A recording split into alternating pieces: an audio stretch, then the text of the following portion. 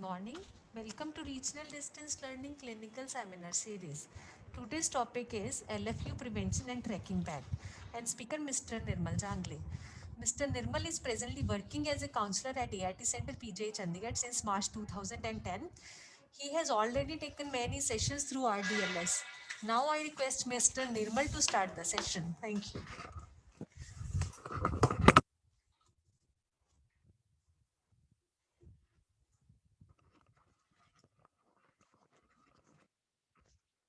Thank you, Sonia.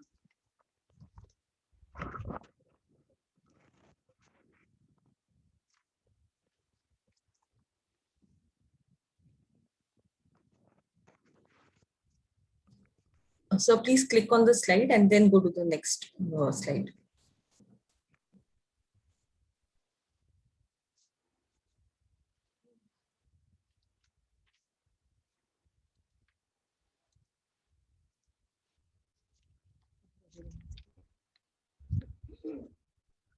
आज जिस विषय पे हम बात करने वाले हैं वह है LFU prevention and tracking back. तो आज हम जिस विषय पे बात करेंगे उसके पॉइंट्स ये हैं: इंट्रोडक्शन एंड करंट सिनेरियो, आज की स्थिति क्या है उस पर बात करेंगे। दूसरा, LFU केसेस को कैसे प्रिवेंट कर सकते हैं, before and after ART initiation. पहले जब हम प्री-ART करते हैं उस समय भी पेशेंट LFU हो जाते हैं, उसको कैसे प्रिवेंट किया जा सकता है। और जब ART शुरू हो जाती है तब भी हमारे केस LFU होते हैं, मिस होते हैं, फिर LFU होते हैं, तो कैसे उसको प्रिवेंट कर सकते हैं, इस विषय पे भी बात करेंगे। और थर्ड है ट्रैकिंग LFU केसेस, और जो LFU केसेस हैं उनको कैसे ट्रैक बैक कर सकते हैं, दोबारा ART से जोड़ सकते हैं, इसके बारे में भी हम आज के विषय में बात करेंगे। तो सबसे पहले इंट्रोडक्शन एंड करंट सिनेरियो। तो इसके बारे में हम सभी को पता होगा, हमने पहले पढ़ा भी होगा, सुना भी होगा, ट्रेनिंग में भी आया होगा, कई बार मीटिंग होती है सैक में, उसमें भी आया होगा। हमारा एक टारगेट है 90-90-90 टारगेट। ये 90-90-90 टारगेट क्या है? NACO has adopted the 90-90 target set by UNAIDS to achieve the following by 2020। 2020 तक हमने कुछ अचीव करना है, ऐसा एक टारगेट बनाया गया था। ये टारगेट, ये कॉन्सेप्ट आया था UNAIDS में 2013 में, और इसको यही गोल सेट हो गया कि हमने ये 90-90 टारगेट को अचीव करना है। अब ये क्या आइडिया था? आइडिया ये था कि 90% लोगों को हमने डायग्नोस करना है, और उन 90% लोगों को डायग्नोस करने के बाद उनमें से 90% लोगों को ट्रीटमेंट पे लेके आना है, और उनमें से 90% लोग का वायरल लोड सप्रेस होना चाहिए। ये टारगेट था। अब ये काम होना था 2020 तक। इसी के अंतर्गत हम सभी को पता है कि बीच में बहुत सारी चीजें चली, और एक टेस्ट एंड ट्रीट पॉलिसी भी आई थी। टेस्ट एंड ट्रीट स्ट्रेटजी हमने बनाई थी कि टेस्ट करो, ट्रीट करो। CD4 इरिस्पेक्टिव हो, CD4 कितना भी हो, पेशेंट को ट्रीट करना है ताकि उसका वायरल लोड सप्रेस हो सके, और जो ट्रांसमिशन ऑफ HIV है उसको रोका जा सके। NACO ने भी इस जो टारगेट है 90-90-90 का टारगेट, इसको अडॉप्ट किया। अब हुआ क्या कि ये 2020 तक हमने इसको अचीव करना था। अब 2020 में से कोरोना ही आ गया। अब कोरोना आया तो 90% लोगों को, जो हम ये सोच रहे थे कि 90% लोगों को ट्रीटमेंट पे लेके आए, उनमें से 90% लोगों को सप्रेस, उनका वायरली सप्रेस होना चाहिए। तो उसमें बहुत सारी चीजें हमें पता ही है, हम सभी काउंसलर हैं या ART से जुड़े हुए लोग हैं, हम सभी को पता है कि इसमें क्या हुआ। बहुत सारी माइग्रेट पॉपुलेशन जो थी, चाहे वो रूरल की थी, चाहे वो अर्बन में काम करते थे, कॉल सेंटर में, दूसरी जगहों पे काम करते थे, तो वे सब मूव हो गए, एक जगह से दूसरी जगह चले गए। उनकी कॉल लिस्ट हम जब निकालते हैं तो फोन करते हैं तो पता चलता है कि बंदा तो बिहार में है, और बताता है क्या कि मैं ART से तो बहुत दूर हूँ, जो पुलिस जाने नहीं दे रही है, और पेशेंट LFU। अभी ये चैलेंज हमारे सामने इस 2020 में, और अभी 2021 में जब हम बैठे हैं तो ये है।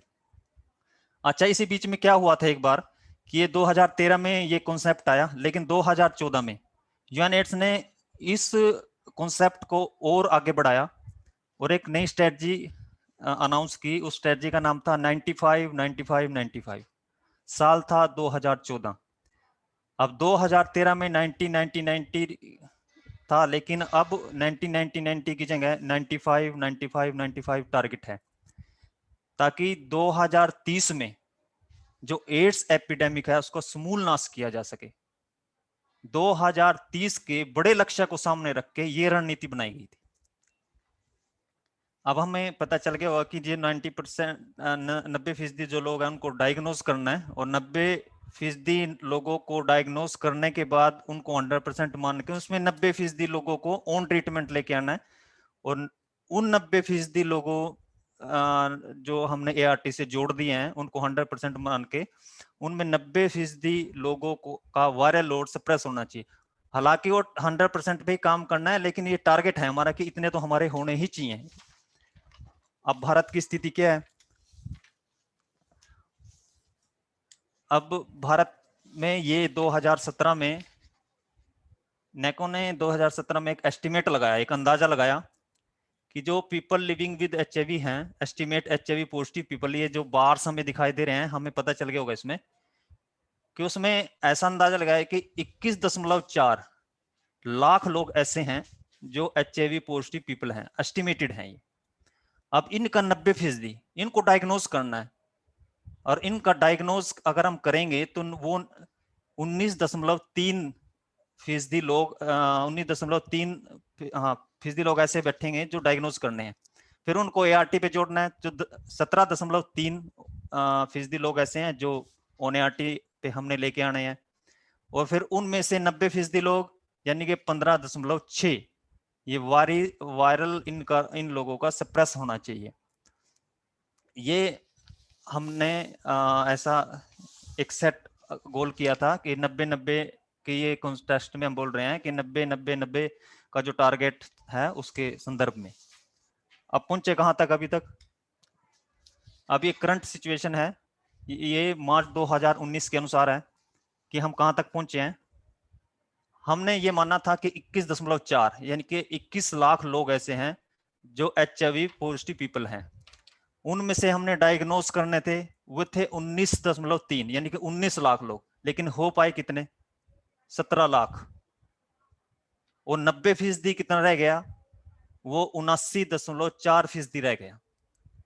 अब ये डायग्नोज हमने कर लिए, 17 लाख लोगों को भी हम बचा पाते तो हमारा कम से कम वो 90% अगला तो पकड़ा जाता, क्योंकि वो जो ऑन ट्रीटमेंट था, ऑन ART हमने जोड़ के लेके आने थे, वो 17.3 बैठता था इन डायग्नोज हुआ लोगों का, लेकिन इसमें से भी कम ये हम 14 लाख लोगों को जोड़ पाए। ऑन ART हम 14 लाख लोगों को ART पे लेके आ पाए। जो 17 लाख का भी 82.3 है, उसका भी 90% नहीं हो पाया। और जब वायरल सप्रेस की बात करें तो वो तो 74% ही है, उसमें भी 26% लोग ऐसे हैं जो जिनका वायरली सप्रेस हम नहीं कर पाए। तो ये आज की हमारी स्थिति है।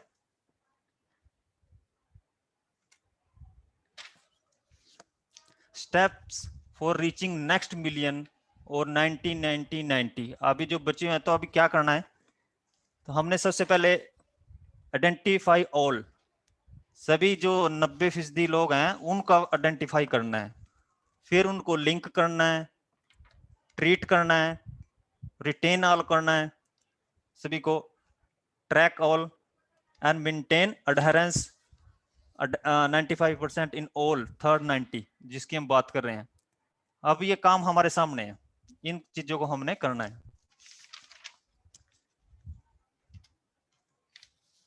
की इंडिकेटर्स, क्वालिटी ऑफ केयर, क्या क्वालिटी ऑफ केयर कैसे बदलती है? रिटेंशन कैस्केड से। हम सभी को पता है जो वो रिटेंशन कैस्केड बनाते हैं उसमें 12 मंथ रिटेंशन, डेथ कितनी है, LFU कितना है, LFU रेट, मिस रेट कितना है, और क्वालिटी ऑफ केयर पता चलता है अडहेरेंस कितना है। लिंकेजेस क्या होती हैं? लिंकेजेस कैसे होती हैं? ICTC से ART में रेफर होता है, वहां से लिंक किया जाता है। ART से CSC care and support centre जो है उसमें लिंकेज किया जाता है पेशेंट को।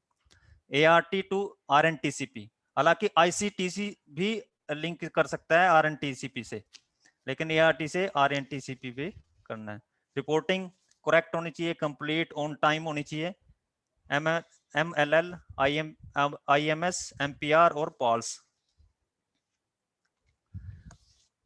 अब बात आती है उन लोगों की कि संभावना किसकी है, ऐसे कौन से क्लाइंट हैं, ऐसे कौन से पेशेंट हैं कि जिनकी संभावना सबसे ज्यादा है कि LFU हो सकता है। ऐसे कौन से पेशेंट हैं? तो हमें पता है client who are newly initiated on ART, जिनको अभी अभी हमने जिसका ART हमने स्टार्ट किया है, उसकी चांसेस, उसकी पोटेंशियलिटी, उसकी संभावना सबसे ज्यादा है कि वो LFU हो सकता है। हो सकता है वो फर्स्ट स्टेज पे आया हो। जब वो फर्स्ट स्टेज पे आता है तो उसको क्या लगता है, हम सभी काउंसलिंग करते ही हैं, कुछ पेशेंट को होता है कि थोड़ा वो रहता है, लेकिन कई पेशेंट ऐसे होते हैं जिनको लगता है कि मेरी बॉडी में तो है ही कुछ नहीं, मैंने टेस्ट कराया, ये तो वैसे ही बोलते हैं कुछ हुआ है। फिर भी अब ICTC के काउंसलर ने अच्छे से काउंसलिंग किया तो ART सेंटर पहुंच जाता है। अब जब उसको दवाई शुरू हम करते हैं, फर्स्ट स्टेज का वह है, मन में पहली धारणा बना के आया कि ये वैसी बेकार में क्यों दवाई खानी है, तुझे है तो कुछ नहीं, वो ऐसा लगता है उसको, क्योंकि अभी वो फर्स्ट स्टेज में है, कुछ उसको कोई OI नहीं है, कोई ऐसा इन्फेक्शन नहीं है।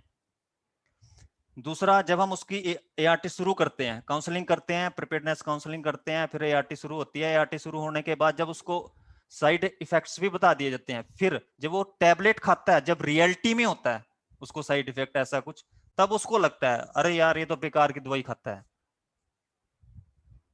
अभी उसको वहां पे सबसे ज्यादा चांसेस हैं कि वो, जब हम उसको न्यूली इनिशिएट करते हैं ART को, तब हमने उस पेशेंट का ध्यान रखना है। इसीलिए जब हम पहले मेडिसिन देते हैं तो 15 डेज की देते हैं, फिर देन 1 मंथ की, ताकि उसकी काउंसलिंग जल्दी से एक बार और हो जाए। उसके कुछ इश्यूज हो सकते हैं, उसके मन में कुछ सवाल, कुछ प्रश्न खड़े हो सकते हैं, जिसका जवाब और कुछ ऐसी प्लानिंग भी करनी पड़ सकती है उसके साथ मिलके कि वो सारी चीजें मैनेज हो सकें। फिर सेकंड है client who having high pill burden.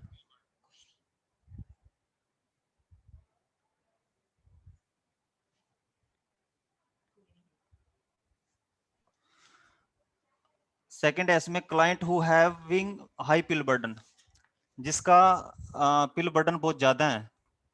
जैसे मान लो कोई पेशेंट का TB का भी मेडिसिन चलता है, अब दूसरा इन्फेक्शन भी है, उसकी भी मेडिसिन चलती है, ART भी चलती है। तो इसमें क्या होता है कि उसकी पिल्स बहुत ज्यादा होती है, तो वो तंग आकर ऐसा कर सकता है कि वो छोड़ सकता है, कुछ दवाइयां छोड़ेगा, कुछ खाएगा, फिर लेके जाएगा, कुछ काउंसलिंग भी होएगी बीच में, तो वो धीरे धीरे करके मिस से फिर LFU में जा सकता है। Client who are becoming miss regularly and adherence is below 80%। ये सभी का हमारा अनुभव ही है कि पहले पेशेंट धीरे धीरे करके मिस करना शुरू करता है, एक डोज मिस करेगा, फिर किसी महीने में 2-3-4 मिस करेगा, और अडहेरेंस लेवल 80% होगा, वो भी LFU, उसको काउंसलिंग की जरूरत है समझो, और उसको LFU में जाने की संभावना ज्यादा है। Client who are depend on others to visit ART। अगर कोई किसी पे डिपेंड है, वो कौन हो सकते हैं, जैसे कोई विडो है या बच्चे हैं, वो दूसरे पे डिपेंड रहते हैं कि हमें कोई लेके जाए। तो उस केस में भी क्या होता है कि अगर उसका जो साथ में लेके आने वाला है वो नहीं आया, बाई चांस वो इधर उधर हुआ, तो फिर मुश्किल हो जाता है, और वो पेशेंट धीरे धीरे धीरे करके, और ऐसा भी सोच सकते हैं कि उसके साथ साथ वाला है वो कहेगा यार ये तो बार बार के काम हो गया, हर महीने जाना पड़ता है। अब इसके साथ उसके केयर गिवर की भी अपनी कुछ जिम्मेदारियां होंगी, तो उस केस में भी संभावना ये रहती है कि वो विडो या जो बच्चे हैं वो LFU की तरफ जा सकते हैं, उनकी संभावना ज्यादा रहती है। Clients who are sending attendant और a proxy person for collecting medicine, जो किसी को मेडिसिन लेने भेजते हैं या खुद नहीं आते। इसका मतलब ये है अगर वो खुद नहीं आ रहे हैं तो जरूर ऐसा हो सकता है कि उसकी काउंसलिंग नहीं हो रही। अगर उसकी काउंसलिंग नहीं हो रही तो वो दवाई मिस भी कर सकता है घर पे। अब अटेंडेंट भी नहीं भी आ सकता, ये भी एक चांसेस हो सकता है। प्रेग्नेंट वुमेन के केस में भी ऐसा हो सकता है कि वो LFU हो जाए। माइग्रेंट एंड ट्रक वर्कर्स, ये हमें पता ही है, अभी देखा ही है, माइग्रेंट क्या होता है कि वे दूसरे अपने जगह, दूसरे जहाँ से वो होते हैं, बिलोंग करते हैं, जैसे बिहार से होगा तो बिहार में उधर चला जाएगा, यूपी से होगा तो यूपी में चला जाएगा। तो ये जो माइग्रेंट होते हैं, ट्रकर्स होते हैं, ट्रकर्स भी अभी गाड़ी भरने के लिए गया है, बीच में कहीं जाम लग गया, वो नहीं आ पाया टाइम से, तो वो मिस हो जाता है। और धीरे धीरे जब आता है उसकी काउंसलिंग होती है तो उसको भी लगता है बार बार यार एक ही चीज बार बार दोहराई जा रही है, छोड़ यार अब की बार तो मैं जाता ही नहीं, और वो धीरे धीरे धीरे करके LFE हो जाता है। क्लाइंट्स हु आर फॉर्म की पॉपुलेशन, जो कि की पॉपुलेशन से बिलोंग करते हैं, जैसे FSW है, MSM है, IDUs हैं, ये भी IRT सेंटर में सही टाइम पे आने से कतराते हैं थोड़ा सा। तो उस केस में भी ये भी धीरे धीरे धीरे अगर इनकी प्रॉपर काउंसलिंग ना हो तो ये भी धीरे धीरे करके मेडिसिन छोड़ देते हैं, मिस करते हैं और फिर LFE हो जाते हैं।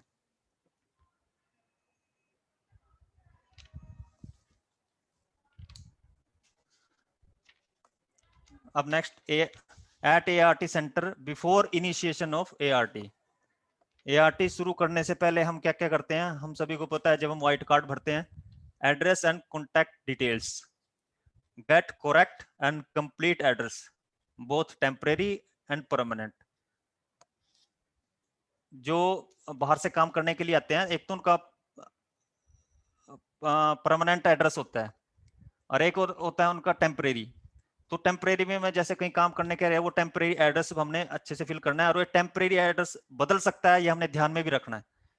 उसको काउंसलिंग के दौरान जब भी वो आए तो उसका चेक करना चाहिए हमें कि कहीं उसका टेम्परेरी एड्रेस तो नहीं बदल गया। वेरिफिकेशन ऑफ एड्रेस कैसे वेरीफाई करेंगे, अब तो आधार कार्ड ही है, आधार कार्ड अभी अब आपने सभी को हमारा अनुभव ही है, आधार कार्ड भी लोग दो दो बना के रखते हैं, एक बिहार का एक यहाँ का, लेकिन फिर भी हमारे पास एक आईडी रहती है। और जो ऐसे लोग होते हैं जो माइग्रेंट, हम सभी को पता है कि उसको CSC से जोड़ना है। तो वेरिफिकेशन ऑफ एड्रेस डॉक्यूमेंट से करना है।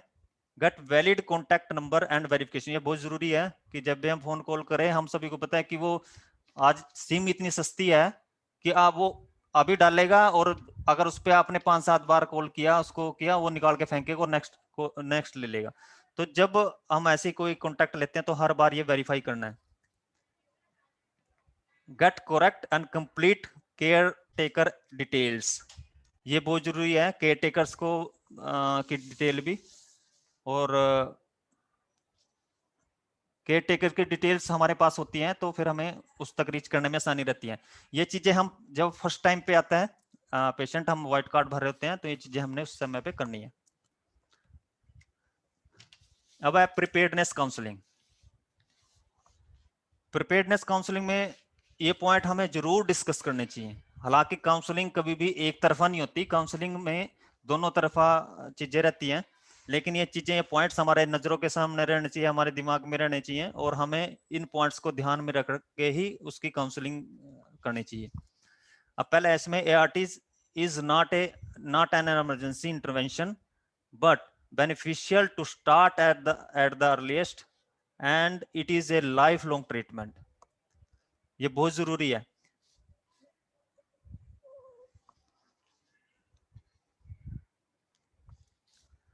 HIV is a chronically manageable disease. ART is a lifelong treatment, वो पहले हम बात कर चुके। ART center is specialized in HIV care, provision of free ART by government of India. Next, simple treatment, 1 pills a day, first line preferably, ये जो regime इसमें हम देते हैं एक दिन में की गोली। एश्योरेंस ऑफ कॉन्फिडेंशियलिटी, ये सबसे पहले है, ये पॉइंट सबसे पहले होना चाहिए कि गोपनीयता की जो बात है ना, जब हम काउंसलिंग करते हैं तो गोपनीय, आपकी हर बात गोपनीय है ऐसा उसको कह के उसको ये बताना चाहिए कि कोई भी बात डिस्क्लोज नहीं होती यहाँ से, आप ये कॉन्फिडेंशियल रहेगा, आप अपनी पूरी बात यहाँ अच्छे से उसके करने चाहिए। और जब रेपो बनाने की बात होती है ना काउंसलर के साथ, तो ये बहुत जरूरी बात है। और दूसरा क्या है कि जब हम ART शुरू करते हैं ना तो पेशेंट के कई सवाल होते हैं, उसके मन में कई ऐसे प्रश्न होते हैं जिनको जवाब जानना चाहता है, तो उन बातों का, उन शंकाओं का समाधान करना चाहिए।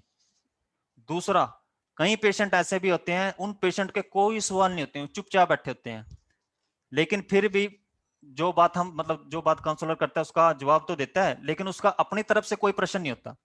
तो ऐसे जो पेशेंट होते हैं उनको भी उसके सामने भी कुछ प्रश्न खड़े करने चाहिए ताकि पूरा क्लियरिफाई हो जाए, पूरा अच्छे से उसको समझ में आए कि ये ART क्या है। उससे हम ऐसा पूछ सकते हैं अभी जैसे मेडिसिन शुरू करनी है तो उससे कह सकते हैं कि जैसे आपने सुना होगा कि HIV का कोई इलाज नहीं है, फिर भी दवाई देने का क्या फायदा है?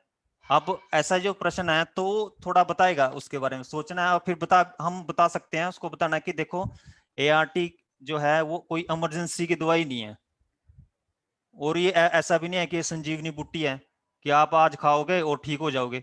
तो ये लाइफ लॉन्ग ट्रीटमेंट है, मतलब आज आपकी दवाई, जब भी आपकी दवाई शुरू करेंगे, तो जब आपकी दवाई ART की शुरू होगी तो वो लाइफ लॉन्ग चलेगी। वो ऐसा नहीं है कि अभी आपने खाई, साल 6 महीने खाई, उसके बाद आपने छोड़ दी, ऐसा नहीं है। क्यों नहीं है ऐसा? क्योंकि जो HIV जो ये वायरस है उसको हम कंट्रोल कर सकते हैं। अभी तक कोई दवाई ऐसी नहीं है जो अभी मेडिसिन ऐसी नहीं है जो इसको बॉडी से बाहर निकाल सके या इसको मार सके वायरस को। अभी तक ऐसी है हमारे पास जो मेडिसिन है कि वो एक गोली खाओ और अपना मतलब हर दिन वो एक गोली खाते जाना है आपने, और आप स्वस्थ रहोगे, वायरस आपका कंट्रोल में रहेगा, वायरस आपका बढ़ेगा नहीं। तो ये चीजें उसको समझानी है। There might be mild side effects which can be effectively managed with the help of doctor at ARC center। Side effect की बात भी हमने करनी है, और ये बहुत जरूरी है कि साइड इफेक्ट उसको बताना है कि कुछ साइड इफेक्ट हो सकते हैं। लेकिन जब हम प्रिपेयर्डनेस काउंसलिंग करते हैं वहां पे उस समय पे उसको साइड इफेक्ट थोड़ा हाँ बताना है उसको, लेकिन पूरे साइड इफेक्ट उसको ये नहीं बताना है उस समय, क्योंकि अभी ART शुरू नहीं हो रही है, अभी तो प्रिपेयर्डनेस काउंसलिंग चल रही है। वो नेक्स्ट टाइम आएगा, कुछ टेस्ट उस कराएगा, तब उसको जब नेक्स्ट सेशन में होगा ART काउंसलिंग उसकी होगी, तब उस समय पे साइड इफेक्ट्स के बारे में पूरी डिटेल में हम जा सकते हैं, पूरी डिटेल के बारे में हम बताएंगे। लेकिन इस केस में क्या होता है कि अगर पूरे साइड इफेक्ट्स पे ही क्या उसके दुष्प्रभाव है मेडिसिन के, उसके ऊपर ही ज्यादा जोर आएगा तो नेक्स्ट टाइम नहीं आएगा, फिर हम उसको बुलाते ही रहेंगे। तो यहाँ पे हल्का सा उसको बताना है भाई इस मेडिसिन के कुछ साइड इफेक्ट भी होते हैं, लेकिन वे कोई ऐसा नहीं है कि उसको मैनेज नहीं कर सकते। तो नेक्स्ट टाइम जब आपकी ART शुरू होगी तब हम उसके बारे में अच्छे से डिटेल में आपको बताएंगे भी। तो ये चीजें हमने उसको बतानी है। अच्छा, आफ्टर इनिशिएशन ऑफ ART जब इनिशिएट कर दी हमने, तो side effects adherence and next visit date, looking for ARV side effects. अच्छा, इसमें जो दिया है फ्लोरेंस, अब तो आपको सभी को, हम सभी को पता है कि अब TLD आ गया। TLD एक नया जो रेजिम आया वो चलता है अब वो दे रहे हैं FDC में। उसमें टेनेफोविर, लेमोडिन और डोल्टाग्राविर एक नया साल्ट आया है जो, तो उसके साइड इफेक्ट्स की हम बात कर सकते हैं। उसकी हालांकि उसके कोई ज्यादा साइड इफेक्ट्स नहीं है, लेकिन उसके कुछ एक साइड इफेक्ट हैं, जैसे वेट गेन हो जाता है, ये वेट गेन होना इसका साइड इफेक्ट है। अच्छा, इससे स्लीप, जो सोने में जो है ना तकलीफ होती है, इंसोमेनिया जिसको हम बोलते हैं कि नींद ना आना, तो ये इसका साइड इफेक्ट है। रैश भी किसी किसी केस में हो सकता है। तो ये साइड इफेक्ट के बारे में उसको बताना है, और उसको हम बता भी सकते हैं कि आगे कैसे होगा। वेट गेन ना हो इसलिए उसको कहेंगे भी आप मीठा कम खाइए, लो फैट वाली चीजें खानी है, और ज्यादातर चीनी का जो इस्तेमाल है, तला हुआ या घी तेल चीनी, इनका इस्तेमाल आपने कम से कम करना है। अच्छा, इंसोमेनिया होता है, जैसे TLD है, तो हम सभी को पता है जो TLE थी वो पहले हम रात को देते थे खाना खाने के 2 घंटे के बाद। लेकिन अब जो TLD है अब वो दिन में उसको तो जागना ही है, तो जब वो जागने का समय पे उसको देना है। सुबह ब्रेकफास्ट करें आप, सुबह भी नाश्ता करिए, उसके बाद ये खाइए, तो उसमें दिन में उसने जागना ही है, तो वो उसका सर्कल बना सकते हैं। तो मॉर्निंग टाइम में उसको फिक्स करते हैं। ART अडेरेंस, पिल काउंट, अडेरेंस कैलकुलेशन, अडेरेंस पिल काउंट करना है। और अडेरेंस कैलकुलेशन हम सभी को पता है कि अडेरेंस कैलकुलेशन का फार्मूला सभी को मालूम ही होगा कि number of pills actually taken और divide by number of pills should be taken. अब मान लो वो 30 गोलियां लेके गया, अब 28 खाई, अब 28 खाई उसने, 28 गोली खाई, तो उसको डिवाइड करना है 30 से और मल्टीप्लाई करना है 100 से। तो ये उसका फार्मूला है। ऐसे इस फार्मूले से हम उसका अडेरेंस निकाल सकते हैं। Adherence counselling and support if patient misses any tablet. Adherence counselling करनी है और उसको सपोर्ट देना है पेशेंट का, अगर वो टैबलेट मिस करता है। तो सपोर्ट कहाँ से लेंगे? CSC से ले सकते हैं, उसको केयर गिवर से ले सकते हैं। नेक्स्ट है assurance, assure 100% adherence to ART। ये एश्योर करना है जब वो next visit date for ART collection as per convenience of patient. जो विजिट डेट हमने देनी होती है ना, तो काउंसलर को ये ध्यान रखना चाहिए कि उसकी विजिट डेट पेशेंट के हिसाब से हो, आपके हिसाब से नहीं। पेशेंट के हिसाब से हो। जब हम उसकी रिविजिट डेट दे रहते हैं तो उसको पूछना चाहिए कि आप ये डेट मैं दे रहा हूँ। अभी क्या था, जब हम पिछली स्लाइड्स में भी एक बार हम डिस्कस कर रहे थे कि जो रिविज डेट है उसके 2 दिन की उसके मेडिसिन उसके पास रख के देनी है। अब 2 दिन की रख के देनी है वो ठीक है, एक आइडियल स्थिति है, एक आदर्श स्थिति है, ऐसा कर सकते हैं हम। लेकिन कई बार क्या होता है कि उसके 2 दिन पे भी या 2 दिन के बाद में भी पेशेंट को ऐसा कोई जरूरी काम होता है, कहीं बाहर गया होता है, उसकी लड़की की शादी है या कोई और ऐसा काम है जिसमें वो मैनेज नहीं होता, तो आप उसको 5-7 दिन पहले की भी डेट दे सकते हैं। और उसको मेन मकसद क्या है कि उसकी अडहरेंस रहनी चाहिए, ये सबसे जरूरी है। तो पेशेंट की सहूलियत के अनुसार उसको या नेक्स्ट विजिट डेट देनी चाहिए। Due list utilization and address verification. Due list utilization, generation of duly list, daily due list for IMS, separate white cards.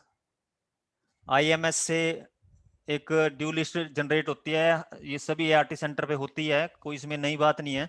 लेकिन उसमें नई बात कुछ एक चीजें ऐसी हैं कि जो ड्यू लिस्ट निकलती है उसको व्हाइट कार्ड सेपरेट करने हैं, अलग से निकाल लेने हैं और उनको देन फोन कॉल करने हैं, phone call to missed appointment patient on same day. अच्छा, इसमें कुछ चीजें हमें यहाँ पे भी ध्यान रखने जैसी हैं।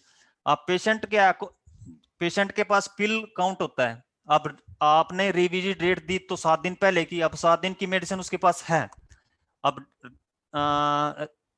जब ड्यू डेट है उसके हिसाब से तो वो अब मिस ही है, क्योंकि 2 दिन बाद आएगा या अभी ड्यू लिस्ट निकले तो ऐसा दिखाएगा कि वो मतलब मिस है। लेकिन मेन चीज क्या है कि हमने वो ध्यान रखना है कि अभी तो पिल इतनी पड़ी है उसके पास, तो हमने उस हिसाब से उसको फोन कॉल करना है। अच्छा, एक चीज और जो मैं कहना चाहूंगा ये भी कि पेशेंट की अडेरेंस काउंसलिंग जब हम करते हैं, अडेरेंस काउंसलिंग की बात कर रहा हूं, तो जब हम अडेरेंस काउंसलिंग की बात जब हम करते हैं तब काउंसलिंग ऐसी होनी चाहिए कि वो ART सेंटर की कॉल पे डिपेंड नहीं हो पेशेंट। ऐसा नहीं होना चाहिए कि वो पेशेंट वहां से भाई कॉल ही आएगा तभी जाऊंगा मैं उठ के, ऐसा नहीं होना चाहिए। उसकी काउंसलिंग इस तरीके से होनी चाहिए, क्योंकि जो ART सेंटर है ना, ये ART सेंटर है, इसको कॉल सेंटर नहीं बनाना हमने। और जो काउंसलर है, आप काउंसलर हो, कॉल ऑपरेटर नहीं।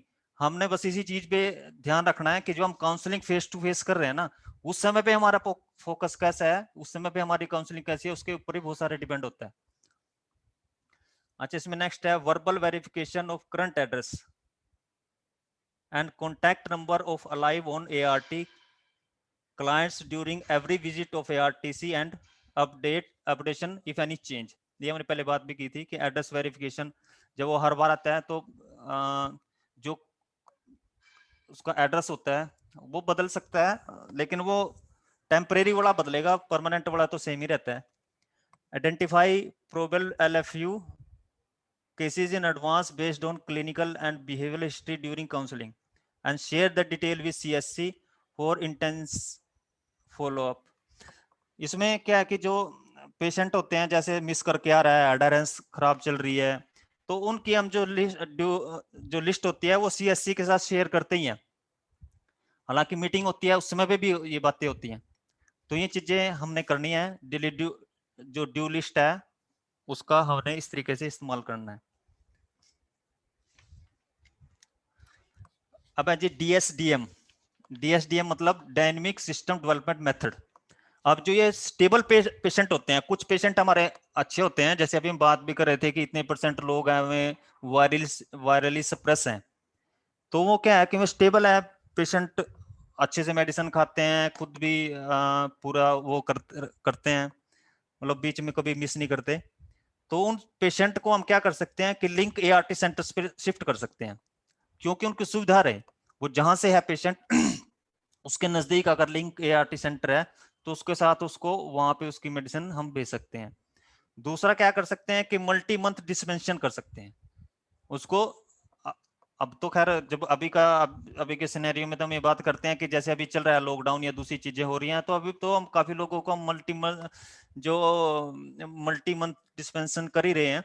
लेकिन जो स्टेबल पेशेंट है उसका हमने ध्यान रखना है कि उसको मल्टी मंथ डिस्पेंशन ही हो, ताकि वो कम से कम ART के उसमें आए। और थर्ड है इसमें ART dispensation through CSC, care and support जो सेंटर है उसके थ्रू भी ART हम डिस्पेंस कर सकते हैं। ART dispensation through prison, jail में भी ART मुहैया कराई जाती है, ये हम सभी को पता है कि उसको एक कानूनी हक भी है कि उसको मेडिसिन, उसको इलाज मिले। तो ART हम जेल में भी पहुंचा सकते हैं। अब है issues for miss and LFU status. जो लोग मिस करते हैं या LFU हो जाते हैं तो वे क्यों होते हैं, ऐसे क्या कारण है कि वे मतलब मिस करते हैं, ऐसा कुछ तो रीजन होगा। तो रीजन, ये 4 रीजन है कि सेल्फ परसेप्शन, उसकी खुद की धारणाएं। दूसरा सोशियो इकोनॉमिक रीजन, जो सामाजिक और आर्थिक कारण है वो भी जो पेशेंट है उसको मिस या LFU की तरफ धकेलता है। लैक ऑफ ट्रीटमेंट नॉलेज, इससे भी पेशेंट LFU की तरफ जाते हैं। कुछ ऐसे कारण होते हैं जो सिस्टम रिलेटेड होते हैं, ऐसे जो कारण होते हैं तो उन सभी को हम डिटेल में थोड़ा डिस्कस करते हैं। तो सबसे पहले है एड्रेसिंग इश्यूज ऑफ करंट, इसमें सेल्फ परसेप्शन। सबसे पहले है सेल्फ परसेप्शन के बारे में। जो आम तौर पे जो धारणा होती है पेशेंट की, वो क्या होती है, हम सभी काउंसलिंग करते हैं तो उसमें, या कॉलिंग करते हैं बाद में भी, जब कॉलिंग हम करते हैं और पेशेंट हो जाते हैं तो कुछ एक बातें हमारे सामने आती हैं। तो उसमें कॉमन अजम्पशन क्या है कि मेडिसिन नॉट वर्किंग, ये तो काम ही नहीं कर रही जी, जब ये काम ही नहीं करी तो मैं लूँ क्यों लूँ इसको, क्यों मैं वहां किराया खर्च हूँ, क्यों मैं आऊँगा लेने के लिए। दूसरा ये हो सकता है कि I was good when I was not taking medicine, जब मैं मेडिसिन नहीं लेता था ना तब तो मैं बहुत बढ़िया था, मतलब उसको शायद ऐसा हो कि साइड इफेक्ट आया हो और उसका प्रॉपर उसका समाधान नहीं हुआ हो। There are lot of side effects, now I am healthy, why should I take medicine. Next है anyhow everyone has to die one और द अदर डे, किसी ना किसी दिन तो मरना ही है, ऐसा बोलते हैं कई पेशेंट। नेक्स्ट है quality of medicine is not good, private वाली बढ़िया है और ये सरकारी वाली देते हैं ना तो ये तो बस चलता काम करते हैं। someone said there is a cure of for HIV, fear and anxiety, कोई चिंता है, I have not disclosed my status to anyone। अब ये इश्यूज आ गए हमारे सामने, ये अलग अलग इश्यूज हैं। तो हम काउंसलिंग करती है, हम सभी को पता है, फिर भी इनको थोड़ा कैसे देखते हैं कि how to address this issues through counselling. सबसे पहले बात है टाइम। पेशेंट के साथ आप टाइम के साथ साथ रेपो भी है वैसे तो। Spend quality time to counsel such clients on medicine medicine combination and possible side effects, इसके बारे में ये क्या कॉम्बिनेशन है और इसके क्या साइड इफेक्ट्स हो सकते हैं, हालांकि हम डिस्कस करते हैं तो अच्छे से डिस्कस होने चाहिए। How to manage side effects and toxicity of medicine, reinforce the message ART is a lifelong and life saving treatment। ये सबसे पहली बात जो हम करते हैं तो समय हमने बतानी चाहिए। अच्छा, इसमें प्रश्न आया था कि एक ना एक दिन तो मरना ही है, उसका जवाब यही है कि डेथ इज इनविटेबल, बट देखो मृत्यु तो सभी की निश्चित है। इस धरती पे चाहे राजा महाराजा जितने बड़े लोग हुए हैं जिनके लिए सभी सुविधाएं सभी इलाज अवेलेबल थे, लेकिन फिर भी वे उनकी डेथ हुई है। लेकिन फिर भी ART क्या काम करेगी, ART help us in improving the quality of life, जब तक जिएंगे तो बेहतर जिएंगे, which helps in leading a healthy life without economic burden on OI treatment. कम से कम आपको OIs होंगे, लॉस ऑफ एम्प्लॉयमेंट, कभी छुट्टी नहीं मारनी पड़ेगी, कभी दिहाड़ी नहीं तोड़नी पड़ेगी, अपने काम पे आप जाते रहोगे, सभी जिम्मेदारियां निभाओगे। तो ये सभी चीजें उसके साथ डिस्कस कर सकते हैं। Quality of medicine is very good. अब कहते हैं मेडिसिन ही बढ़िया नहीं है, प्राइवेट वाली ज्यादा अच्छी है, तो उसको बताना है कि ये मेडिसिन इतनी अच्छी है कि विदेशों तक भी एक्सपोर्ट होती है, और यहाँ जो आप लोग खाते हो ना मेडिसिन इंडिया में, वो भारत में भी वही है और दूसरे देशों में भी जो बड़े अच्छे देश हैं जिनमें मेडिसिन चलती है उनमें भी यही मेडिसिन चलती है। तो आप अपने आप को कम तरह मत आंको भाई वहां से अरे आप यहाँ पे बिल्कुल ऐसे उसमें हो, वो जो दवाई है वो यहाँ दवाई हो सेम है, हम ही दूसरे देशों को एक्सपोर्ट करते हैं, अच्छी मेडिसिन है, तो इस तरीके से विश्वास दिलाना चाहिए। अच्छा, कुछ चीज मैं इसमें यहाँ एक चीज और बताना चाहूंगा, वो चीज ये थी कि जो केयर गिवर हो ना, केयर गिवर का रोल बहुत बड़ा है इसमें। जब हम जब हम काउंसलिंग करते हैं ART काउंसलिंग, तो उस समय पे हमें कोशिश करनी चाहिए कि उसका केयर गिवर साथ में आए। वो ग्रुप काउंसलिंग हो। आप एक जने को सारा पढ़ा नहीं पढ़ाना बैठ के, उसको पेशेंट के साथ जो उसका केयर गिवर है उसको साथ में उसको बिठाना है और सारी चीजें साथ में ही डिस्कस करनी है। साइड इफेक्ट साथ में डिस्कस करने हैं, एआरटी क्या काम करेगी वो सारा डिस्कस करना है, कोई दिक्कत आई तो क्या करना है, वो सारी चीजें, क्या फोन की सुविधा है वो सारी बतानी है, सीएससी से उसके भाई वहां पे आपको क्या सुविधा मिलेगी सर। तो पेशेंट के लिए हर तरीके का रास्ता खुला होना चाहिए कि अगर कोई इश्यू आए तो वो क्या करे उसमें। ऐसा नहीं है कि वो ग्रीन बुकलेट सी वहीं फेंकी और वो आराम से बस घर पे बैठ गया, फोन के सिम एक तरफ निकाल के फेंकी और दूसरा सिम डाल लिया, आपको तो मिलेगी नहीं पेशेंट, वो एलएफयू है समझो फिर। तो ये जो ग्रुप काउंसलिंग है और जो साथ में उसका जो केयर गिवर है उसको साथ में अगर हम एआरटी के टाइम पे रखें तो बहुत अच्छा रहता है। अब ये सिस्टम रिलेटेड है, कुछ चीजें ऐसी होती हैं, कुछ कारण ऐसे होते हैं, देखो भारत की पॉपुलेशन तो बहुत ही है तो पेशेंट भी बहुत आते हैं, तो कुछ चीजें ऐसी होती हैं जो सिस्टम से चीजें जुड़ जाती हैं। तो उसमें क्या होता है कि I miss some day counsellor me scold me, किसी दिन काउंसलर ने उसको कह दिया होगा थोड़ा ऊंची आवाज करके, तो उस समय पे वो करता है कि उसने मेरे को डांट दिया काउंसलर ने, पेशेंट ने, इसलिए वो दवाई छोड़ दी और वो एलएफई हो गया। कई बार ऐसा होता है जब हम फोन कॉल करते हैं कि वो मैडम के पास मैं गई थी या मैं उस मैडम के पास या उस सर के पास गया था, उसने मेरे को डांट दिया। अब वो किस संदर्भ में कह रहा है वो पेशेंट को समझ में नहीं आता। अब हरियाणा की जो टोन है वो थोड़ी सी ऊंची है, अगर वो थोड़ा सा ऊंचा करके बोलते पेशेंट तो ये सोचेगा भी मेरे को तो डांट ही दिया। तो उस समय पे उस वहीं पे मैनेज करना है कि उसको समझाना है भाई देखो आपको हम डांट रहे हैं, आपको आप मेडिसिन ये छोड़ के आए, उससे क्या होगा कि आपका वायरल लोड बढ़ेगा और ये धीरे धीरे धीरे धीरे ये मेडिसिन फेल हो जाएगी, फिर क्या खाओगे। उसको इस तरीके से सेंसिटाइजेशन करना है, उसको बताना है भाई, उसको समझ में आए चीजें।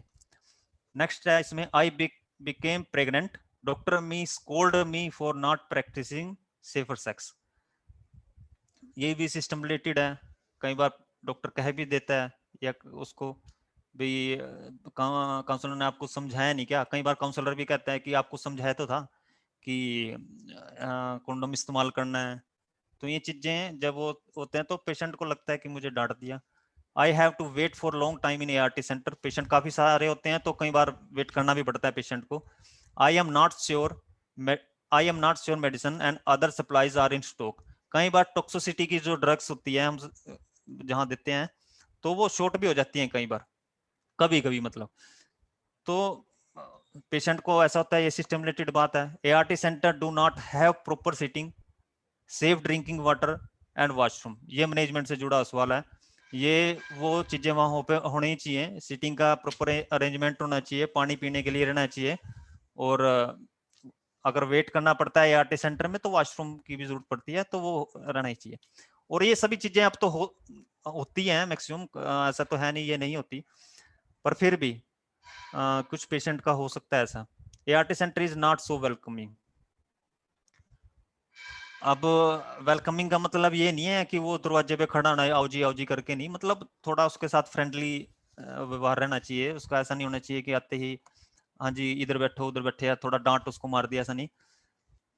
अच्छा, इसमें क्या हो सकता है फिर, इसका काउंसलिंग के थ्रू कैसे कर सकते हैं। Listen to their problem patiently, आराम से उसकी तसल्ली से उसकी बात सुननी है और फिर तब अपना ओपिनियन बताना है।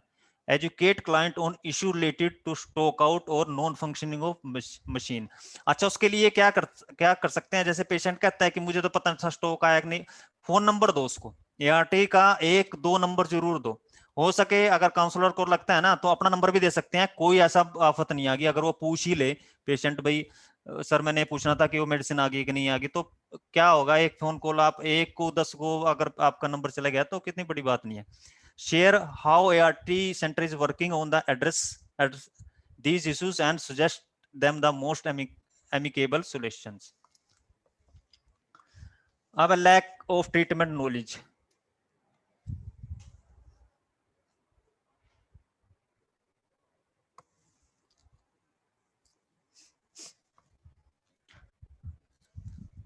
इसमें कॉमन जंक्शन क्या हो सकती है, why I should take medicine on a regular time, क्यों लूं मैं। अब ये ऐसे सवाल हैं, ऐसे प्रश्न है इसमें लैक ऑफ ट्रीटमेंट नॉलेज में, कि ये हमें सबसे पहले जब हम उसकी प्रिपेयरनेस काउंसलिंग करते हैं तब वो डिस्कस हुए हैं, देन जब ART शुरू हुई तब वो डिस्कस हुए, ये होनी चाहिए। Why should I take the medicine on regular time, what kind of diet I should follow, ये डाइट का भी हमें पहले बताना है कि हाई प्रोटीन डाइट लेनी है। We couple are on ART, why should we use precaution in our relationship, हम दोनों, मुझे भी HIV है और इसको भी HIV है, तो हम फिर हम प्रिकॉशन क्यों बरतें, हम क्यों ना विदाउट कंडोम ही मतलब रिलेशन बनाए। तो उसमें बताना है कि आपका वायरल लोड बढ़ जाएगा अगर आप ऐसे संबंध बनाओगे, तो ये चीजें उसके साथ डिस्कस करनी है। 1 week is not a problem, एक सप्ताह में कोई प्रॉब्लम नहीं है। As I have a friend from whom I can borrow the medicine, मतलब वो उधारापन भी चलता है ना, पेशेंट एक दूसरे को जानते हैं, जब ART सेंटर में जानते हैं तो हाँ जी तो आप कहाँ के, मैं वहाँ का, वहाँ का, तो उनकी आपस में थोड़े मतलब मिल जाते हैं, उनको पता चल जाता है वो है, तो एक दूसरे से उधारी भी लेने लगते हैं। अभी इतनी दूर ART सेंटर में जाएंगे, यार अभी तो मेरे को काम है, तो अपनी 7 गोलियां दे दे या 5 गोलियां दे दे। तो इनको कैसे काउंसलिंग के थ्रू इन इश्यूज को देख सकते हैं। Taking medicine on fix time on regular basis, क्या होगा फिर, इंक्रीज एफिकेसी ऑफ ड्रग्स। अगर आप एक मेडिसिन को, जो अभी बताया, जैसे अभी आफ्टर ब्रेकफास्ट लेनी है मेडिसिन, तो वो 24 घंटे के बाद हर दिन हमने उसी टाइम पे, थोड़ा बहुत आगे पीछे हो सकता है 10 15 20 मिनट आधा घंटा, लेकिन कोशिश करो कि उसी टाइम पे ये ड्रग्स हमने, ये जो मेडिसिन है लेनी है। इससे क्या होगा कि मेडिसिन अच्छा असर करेगी। Educate client on diet and nutrition, educate client on viral load, कि आपका वायरल लोड बढ़ जाएगा अगर ऐसा करोगे। Educate client on why we should not exchange the medicine, कि हमें मेडिसिन एक्सचेंज क्यों नहीं करनी है, इसको समझाना है।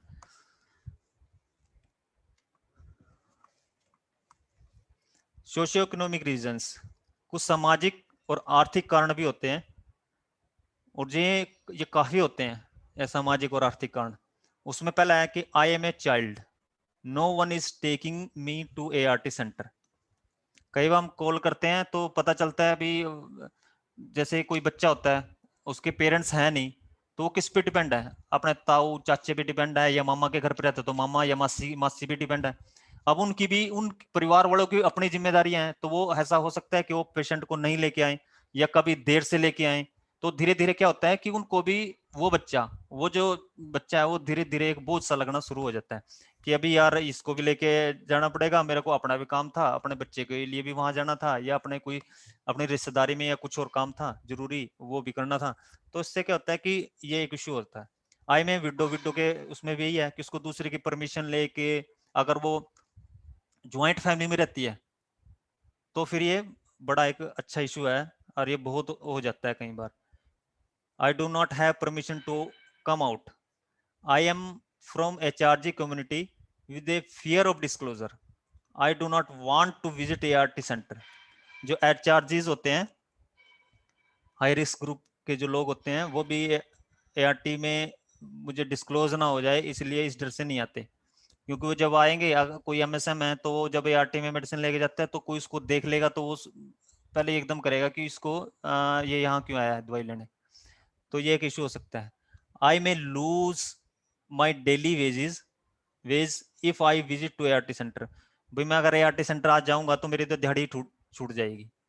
तो ये इश्यूज होते हैं, तो इनको काउंसलिंग के थ्रू कैसे कर सकते हैं। Educate the caregiver on importance of regular medicine and ask CSC to follow. इसमें बहुत सारा रोल CSC का रहता है, केयर एंड सपोर्ट ग्रुप का जो रोल है इसमें बहुत बड़ा है, कि इन इश्यूज को हम काउंसलर के साथ और CSC के जो लोग हैं उसके साथ कैसे मैनेज करें। तो ये हमने करना है कि उस समय पे जब पेशेंट की ART शुरू होती है तब उसके केयर गिवर को भी मतलब मेडिसिन के क्या फायदे हैं ये समझाना चाहिए उस समय पे, कि अगर आप बच्चे को नहीं लेके आओगे, इसको धीरे धीरे ये मेडिसिन काम करना बंद कर देगी और बहुत सारी बीमारियां शरीर में लगनी शुरू हो जाएंगी, फिर भी तो आप जाओगे ना अस्पताल में लेके, तब भी आप घर पे बैठे रहोगे।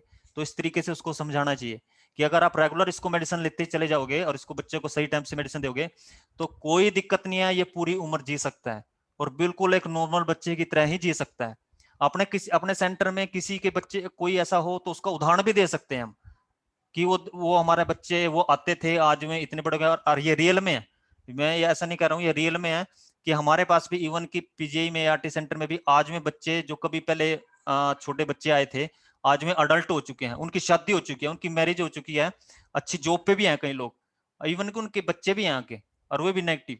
तो इस तरीके के उदाहरण देके उनको, जो उसके केयर गिवर होते हैं बच्चों के, उनको मोटिवेट कर सकते हैं कि देखो ये जो बच्चे हैं हमारे यहाँ पे, अब ये स्थिति है, अब कोई घबराने की बात नहीं है, अब मेडिसिन इसके रेगुलर रखो। आप रेगुलर मेडिसिन रखोगे तो इसको हम 2-3 महीने की इकट्ठी मेडिसिन देंगे, आप साल में 2-3 बार ही आना, 4 बार ही आना पड़ेगा। तो इस तरीके से इसको मोटिवेट कर सकते हैं उसके केयर गिवर को। और ये इसी बिल्कुल ऐसा ही विडो के केस में है। Ask CSC to sensitize family members during home visit and ask them to develop a conducive atmosphere. Be flexible in timing of HRGs to visit and make ART center more welcoming in for clients. अच्छा, इस case में क्या होता है कि जब बहुत सारे जो लोग होते हैं ना HRGs के, जब अपने टाइमिंग को फ्लेक्सिबल वैसे तो कर लेना चाहिए हमें, कोई ऐसे वो नहीं है कि थोड़ी देर लगती है तो हम उसको मेडिसिन थोड़ा हाँ उस टाइम पे भी दे सकते हैं, लेकिन कई बार क्या होता है कि HRGs के लोग ना ज्यादा ही फायदा उठाने की कोशिश करते हैं, वैसे ओड से टाइम पे आएंगे कि सोचना पड़ता है अभी यार इसको मेडिसिन दें, एक दिन की दें या अभी क्या करें। तो थोड़ा सा हमने उस समय पे इस तरीके से उसकी काउंसलिंग करनी चाहिए कि ताकि उसकी अडेरेंस भी टिकी रहे, और वो ज्यादा हाँ उसको ऐसा भी नहीं सोचे भैया तो भाई ART सेंटर है मतलब इसका कोई रूल रेगुलेशन है, ऐसा नहीं है धर्मशाला है जब मर्जी चले आओ अपने कापी उठा के। तो थोड़ा सा मैं चार्जेस के केस में फिर भी ये देख लेना चाहिए कि हमने फ्लेक्सिबल होना चाहिए। वैसे तो किसी भी पेशेंट का, कई बार पेशेंट लेट होता है कोई भी, तो उसका मेडिसिन दे देनी चाहिए। Refer client with special needs like economic support, nutrition और सपोर्ट टू CSC। इसमें इसके सपोर्ट में जैसे विडो है, विडो पेंशन लगवा सकते हैं, जैसे कोई बच्चा अनाथ है उसकी भी पेंशन लगती है, तो ये जो इकोनॉमिक सपोर्ट है इस तरीके की उसको दिलवा सकते हैं और CSC के साथ उसको जोड़ सकते हैं। अच्छा, ये लिस्ट है जो विहान के साथ शेयर करनी है हमने, यार ये करते ही है हम, और फिर भी एक बार डिस्कस कर लेते हैं। Type of list eligible but not initiated on ART, ये लिस्ट उसके साथ शेयर करनी है विहान के साथ। न्यूली इनिशिएटेड ऑन ART, ये भी शेयर करनी है। अडहेरेंस लेस देन 80%, ये भी शेयर करनी है। मिस और LFQ तो हम करते ही हैं, ये भी करनी है। तो इनका जो 3 है ना, eligible but not initiated on ART, newly initiated on ART और अडेरेंस लेस देन 80%, अगर ये हो जाए तो फिर ये जो लास्ट के जो 2 पॉइंट है ना, मिस और LFU वाले, तो ये फिर हमारे पास इस कोटे में ना, इस उसमें कम रहेंगे पेशेंट, या शायद ऐसा हो ना के बराबर भी आ जाए, लेकिन फिर भी कम रहेंगे अगर ये पहले 3 पॉइंट अच्छे से हम कवर कर लें। ART CSC coordination meeting analysis for feedback from CSC, और इसमें नेक्स्ट है ART CSC coordination meeting case to case discussion, जो मतलब हर केस की अलग से डिस्कशन होनी चाहिए। ऐसे नहीं है उसको 10-20-50 केस दिए और बस उसने ऐसे खाने हैं बनाए भाई 10 पेशेंट तो ये इसके हैं 10 पेशेंट, ऐसा नहीं, उसको केस टू केस इसका क्या इशू रहा, इसका क्या इशू रहा, वो डिस्कस करना चाहिए। इसमें आगे दिए भी है कि agreed to visit ART centre, ऐसा हो सकता है डेथ होगी है कि पेशेंट की, taking ART from other ART centre, जैसे बिहार में चला गया CSC ने पता करके बताया भी वो तो वहां से ले रहा है दवाई, तो उस केस में कर सकते हैं पेशेंट से टाई अप करके उसकी पेशेंट की ट्रांसफर भी कर सकते हैं, ऑनलाइन ही हो जाती है, हम सभी को पता है कि स्कैन करो और भेज दो उसके ART सेंटर पे, ताकि पेशेंट वहां जुड़ तो गया और वो दवाई भी वहीं से लेता रहे। आजकल के समय में तो ये बहुत जरूरी है, जैसे अब जो लॉकडाउन चल रहा है और बहुत सारे लोग इधर उधर मूव हो गए हैं। Opted out of the programme, incorrect address है, माइग्रेटेड है, ट्रांसफर आउट है, टेकिंग प्राइवेट ART भी हो सकता है कि वो अलग से ही ले रहे हो, कि पेशेंट में कोई ऐसा होता है पेशेंट की वो इकोनॉमिकल या आर्थिक रूप से बहुत अच्छा होता है, तो वो पेशेंट ART के धक्के नहीं खाना चाहता, वो सोचता है यार बाहर से खरीद सकते हैं मुझे क्या दिक्कत है, तो ऐसा भी हो सकता है। तो उस तरीके के ये अलग अलग चीजें आ सकती हैं सामने। Prepare minutes of meeting and keep filed for next coordination meeting, कि पिछली बार भाई ये डिस्कस हुआ था और ये चीजें थी, अब उनमें हम कहां तक गए हैं और अगली वाली चीजें कैसे करनी है। की पॉइंट्स क्या हैं? करेक्ट एंड कंप्लीट एड्रेस, अगर आपके पास करेक्ट और कंप्लीट एड्रेस नहीं है तो पहुंच ही नहीं सकते पेशेंट को के पास। प्रिपेयर्डनेस काउंसलिंग बहुत बढ़िया होनी चाहिए, ARV side effects and adherence to ART, ये चीज ग्रुप काउंसलिंग के समय पर होनी चाहिए, केयर गिवर को साथ में रखना है यहाँ पे ये डिस्कस करते समय।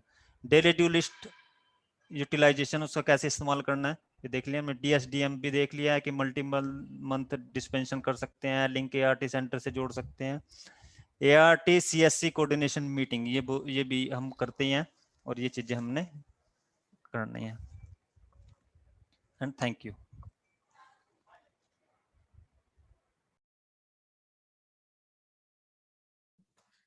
थैंक यू सर, काफी इंफॉर्मेटिव सेशन रहा है। Participants can now unmute themselves, अगर अनम्यूट करके कोई सवाल पूछना हो या तो फिर चैट बॉक्स में भी आप डाल सकते हैं। निर्मल सर, एक मैसेज था चैट बॉक्स में, मिनट, हाँ।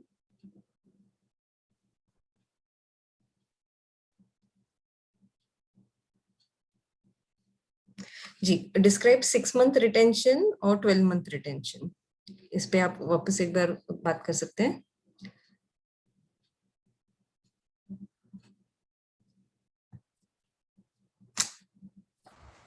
Okay ma'am. Thank you. हैं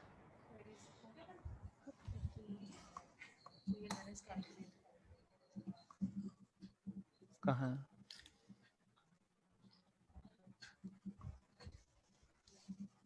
एक मिनट।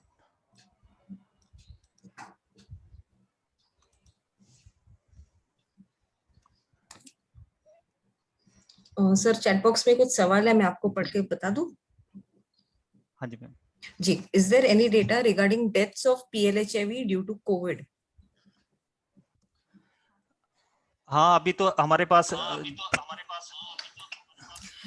दो सिस्टम पे से लॉगिन किया है, इसलिए हाँ आवाज जी हाँ जी, एको हो एक रही है। मिनट एक मिनट। आराम से आराम से।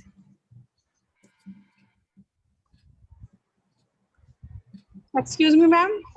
जी अच्छा मैम 6 मंथ और 12 मंथ रिटेंशन को डिस्क्राइब कर दीजिए प्लीज। Ji ji. ओके। अच्छा एक मिनट, ये पहले इसको डिस्कस कर लेते हैं कि is there any data regarding deaths of PLHIVs due to Covid. देखो यहाँ ART सेंटर में तो अभी जिन लोगों को कोविड हुआ था उनकी भी एक अलग से लिस्ट बना रहे हैं हम, और उनको फोन कॉल भी करते हैं, उनकी काउंसलिंग भी होती है। लेकिन अभी एज सच तो अभी डेथ हो कोविड के कारण जो डेथ हुई है ऐसा कोई है नहीं हमारे पास।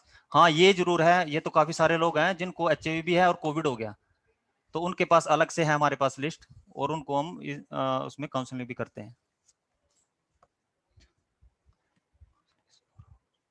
इसमें एक सवाल और था कि preparedness counselling is for how much period.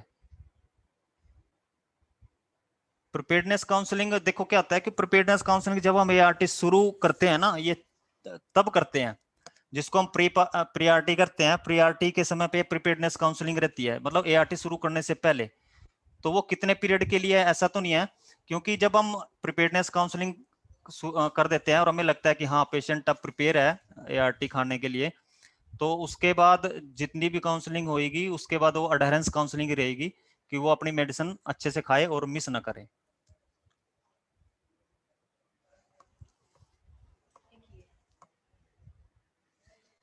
यार इसकी तो जो पहले का सवाल था 6 month retention and 12 month retention. हाँ जी म्यूट कर।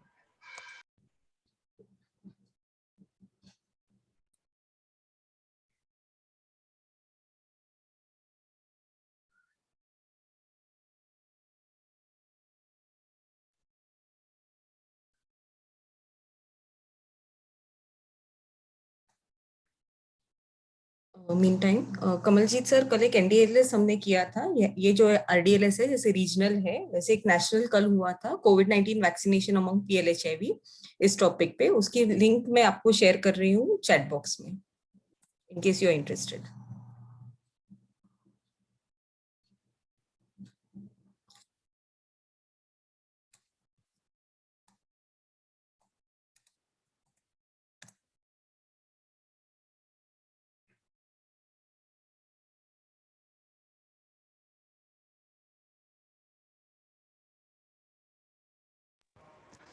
अच्छा, इसमें एक वो अभी डिस्कस करते हैं, उससे पहले मैं एक और चीज में इसमें पूछा हुआ था कि नहीं, एक फार्मूला पूछा हुआ था किसी ने, तो वो फार्मूला यही है कि अभी हम जो डिस्कस कर रहे थे कि अडेरेंस काउंसलिंग फार्मूला कैलकुलेशन कैसे करते हैं कि number of pills actually taken, उसको डिवाइड करना है number of pills should be taken और मल्टीप्लाई करना है 100 के साथ। जैसे हम अगर किसी पेशेंट को 30 टैबलेट्स देते हैं एक महीने के लिए, और वो अगर खा के आता है 28 टैबलेट, पूरे 30 दिनों में 28 टैबलेट खा के आया, तो उसको डिवाइड करना है 30 के साथ, 30 के साथ, और उसको मल्टीप्लाई करना है 100 के साथ। तो ये उसका फार्मूला बनता है। हेलो निर्मल जी, नमस्कार। हेलो जी नमस्कार जी। निर्मल जी, मुझे सिर्फ एक क्वेश्चन का आंसर चाहिए। वो ये है कि जो हमारा जो ART इनिशिएशन है, that is very important factor, क्योंकि एंट्री पॉइंट ही वही है ना? हाँ जी।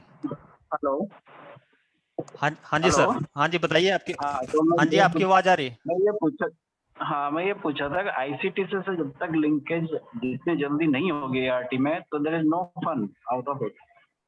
अब हमारे पास, मैं यदि अम्बाला की बात करूं तो देर आर एटलीस्ट 60+ patients waiting for the linkage. So how to go for it? I mean, how to rectify this sort of the defect? This is a sort of defect, नहीं?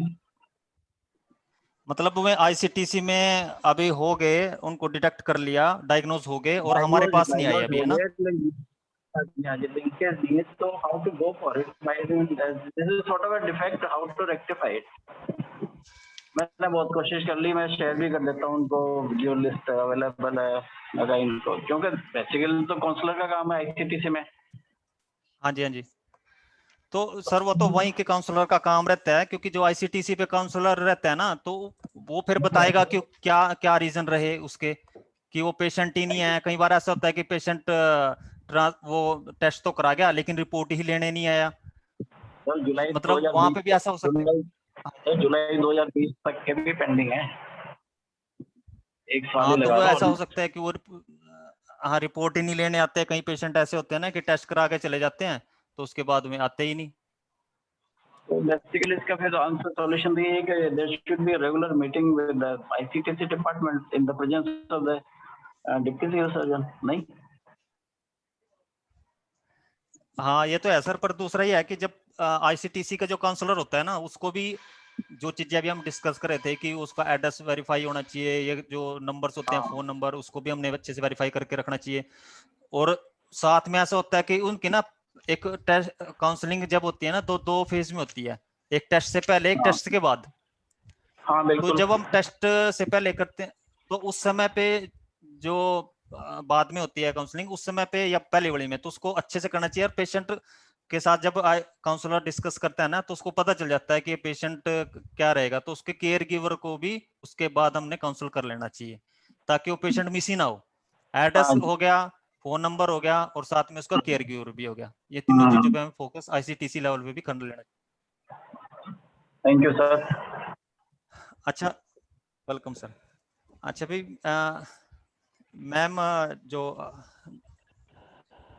6 मंथ रिटेंशन और 12 month retention की बात कर रहे थे, तो उसके बारे में मैम अभी थोड़ा सा बताएंगे।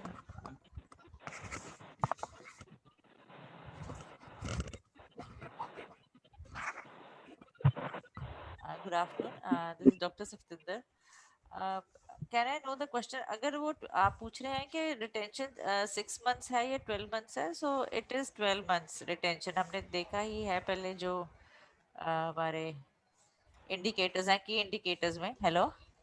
Yeah, good afternoon, ma'am. This is Shweta here. Ma'am, the question Yeah, hi, is Shweta. hi, ma'am. How to calculate 6-month and 12-month retention? How to calculate 6-month and 12-month retention? How to calculate? Ji.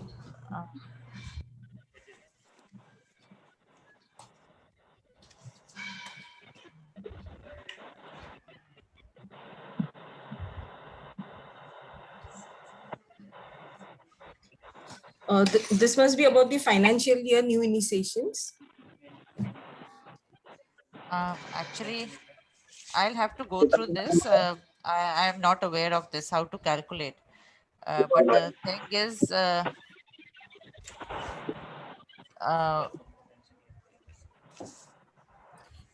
Ma'am, we can always get back on this. No issues.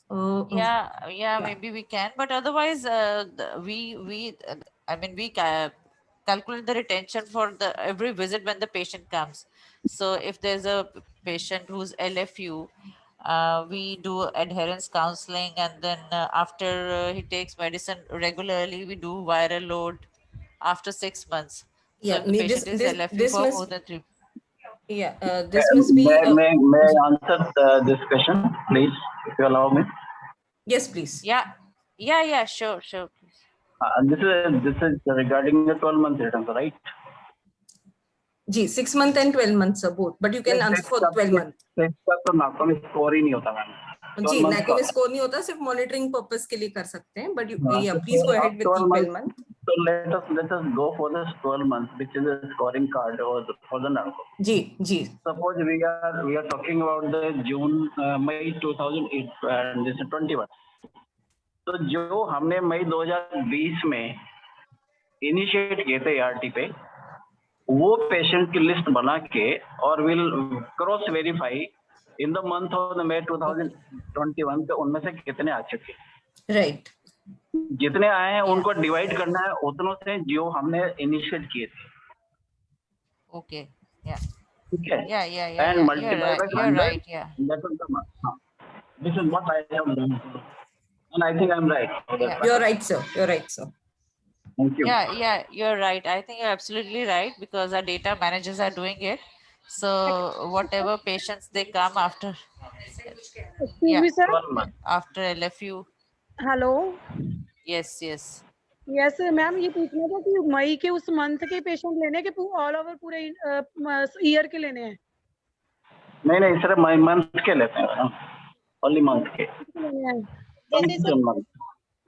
Excuse me, आप यदि मई 2021 का data वो calculation करोगे 12 month retention की percentage निकालनी होती है ना स्कोरिंग के लिए। हाँ जी सर, जैसे आप मई में हमारे पास से तो पेशेंट थी, मई 20 में हमारे पास से 50 पेशेंट आए हैं, तो अभी हमारे पास अलाइव 40 पेशेंट आए नहीं मैडम, आए नहीं। कितने इनिशिएट किया आपने?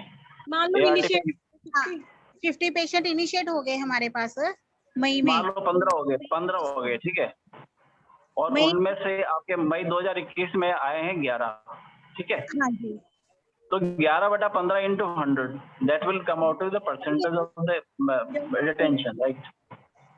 ओके सर, ठीक है। Am I clear now? तो पता है की कह रहे हैं, हाँ।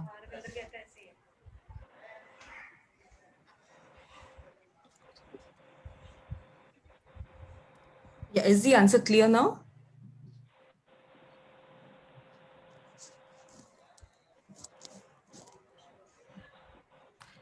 I think the answer is clear for now. और कोई सवाल है किसी के?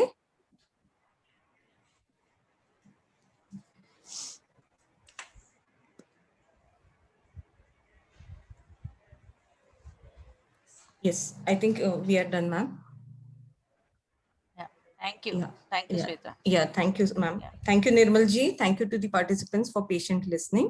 कोई भी आपके सवाल हो तो please write to COE या हमें भी आप लिख सकते हैं, हम उनको forward कर देंगे. Thank you, everyone. Thank you, ma'am.